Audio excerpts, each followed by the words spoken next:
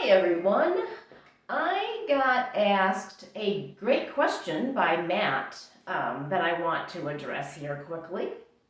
So he is a fellow channel and he's also a tarot card reader.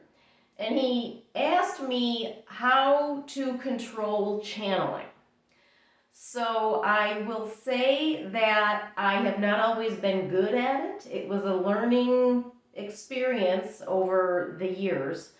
So, just for a little background for those who don't know, the first time I ever channeled was in, I want to say 2000. I had a hypnotherapist hypnotize me and regress me to past lives, trying to get to the root cause of my nonstop headache and neck damage from numerous incidents now that refused to leave. Everything was going normal until all of a sudden I was pushed out of my body, is the only way I can explain it. And the poor guy, he didn't know what to do because he was a new hypnotherapist. It's a little funny, but awkward. So this other voice came through.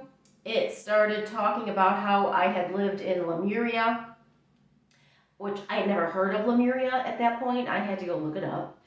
And how my true work would become important in 12 years. So keep in mind, this was 2000, 12 years, 2012, the Mayan calendar. I had never heard about the Mayan calendar.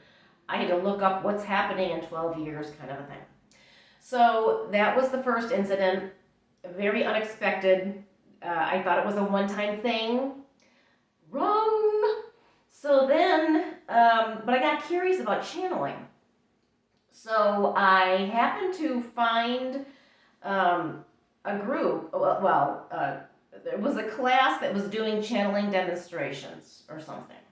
It was a demonstration, that's all I remember now. So I got curious, I went to the event to watch other people channel, and lo and behold, I suddenly went into trance and started channeling with the people doing the official channeling. And they said to me, they go, you need to get in training for this. And you should go to our teacher, Sean Randall, which I did. She's awesome. Southern California area. I highly recommend Sean. If she's still teaching, I think she is. Because you need to learn how to control it. So it was trial and error, and I would sometimes have random channeling episodes happen inappropriately. I still remember this one. I was driving in Los Angeles, and a song came on the radio by, at the time, already passed away, Notorious B.I.G. Well, I started to go into trance. He came in, and I was caught off guard, and I was shaken bad and couldn't hardly breathe, and I can't remember now if I had to pull my car over or what I did. But stuff like that would occasionally happen, which is really bad, because that means you don't have control. So the simplest thing, but the most effective, honestly, that some of my British medium teachers at the Spiritualist Chapel of the Flowers in Van Nuys, California at the time, taught me was that we are the ones who have the power. It is our body, it is our spirit. Nobody has the right to enter without our permission.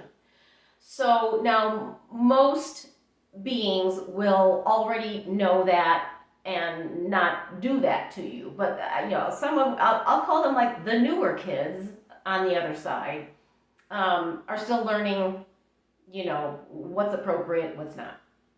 So ultimately, because you have the right to say, no, this is inappropriate, you need to step back, please. So on the rare cases when something like this starts to happen, I'll say that. I'll go, step back, please, it's inappropriate, I can't do this right here. In terms of, that's full trance channeling episodes. I will say that sometimes when I've been doing a regular mediumistic reading years ago, I'll be talking to the client and me. I'm me, but I'm picking up stuff and I'm telling them and whatever. I I will all of a sudden have something come out of my mouth that's not me.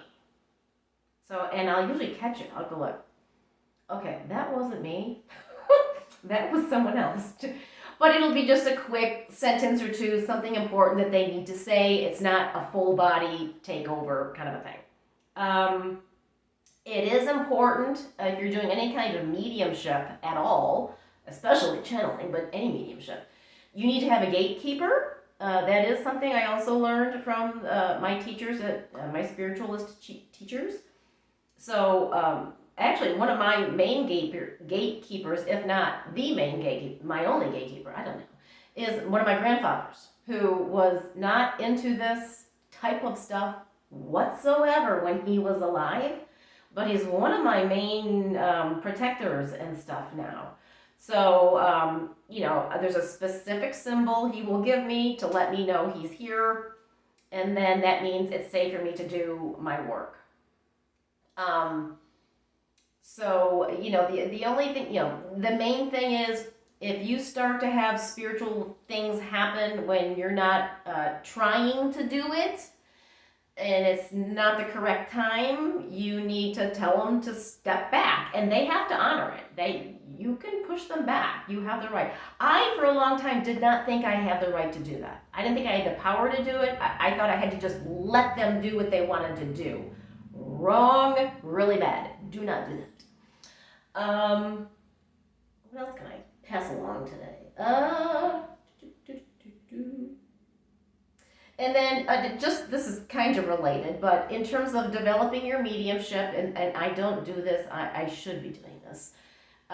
You should really set aside a specific time every week to work on developing your mediumship, develop your through meditation, and make a bond with your spirit guides.